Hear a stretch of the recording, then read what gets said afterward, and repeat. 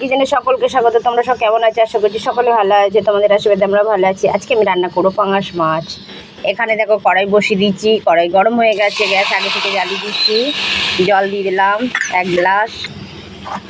জলের মধ্যে দেবো দারচিনি, গোটা এলাচ আর লবঙ্গ। জলটা ফুটে গেছে, এবারে জলটা নামিয়ে নেব।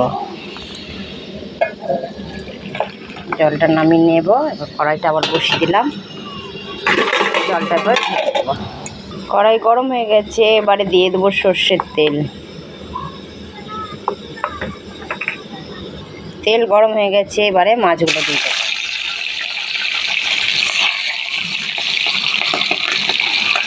পাঙাশ মাছটা খুব ফুটে, দিয়ে দিলাম সব মাছগুলো।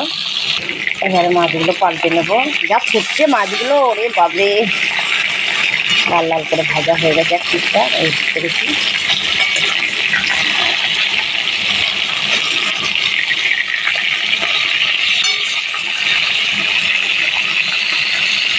মাছগুলো ভাজা হয়ে গেছে, এবারে তুলে নেব।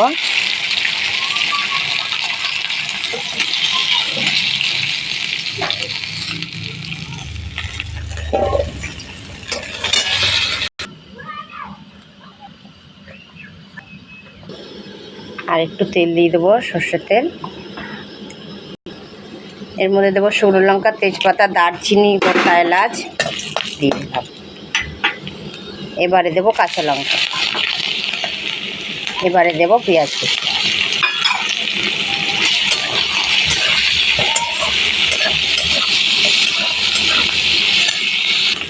পেঁয়াজগুলো লাল লাল ভাজা হয়ে গেছে, বেশি লাল করিনি, হালকা লাল হয়েছে।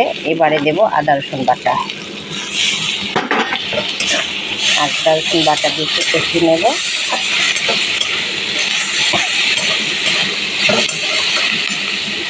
এবারে দিয়ে দেবো টমেটো কুচি।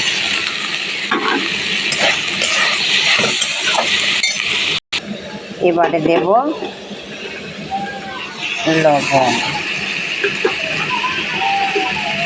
হলুদ গুঁড়ো, এটা আছে জিরে গুঁড়ো, সামান্য কাশ্মীরি লঙ্কা গুঁড়ো। একটু কষিয়ে নেব।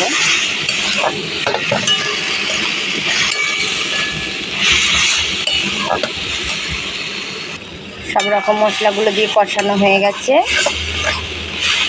এবারে দিয়ে দেব গরম করে রেখেছিলাম দারচিনি, এলাচ, লবঙ্গ দিয়ে জলটা দিয়ে দেবো।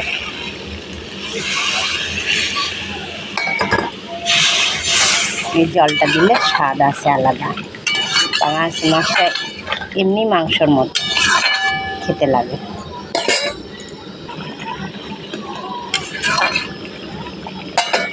এবারে ধনেপাতা কুচি দিয়ে দেবো।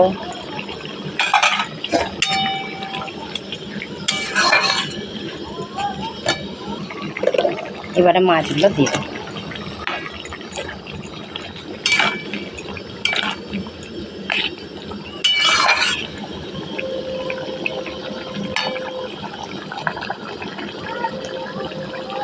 আমার পাঙাশ মাছ রান্না কমপ্লিট, এবারে নামিয়ে নেব।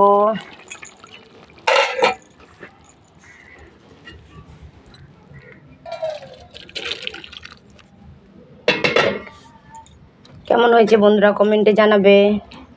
রাখলাম, টাটা। একটু পড়ে গেছে, হ্যাঁ।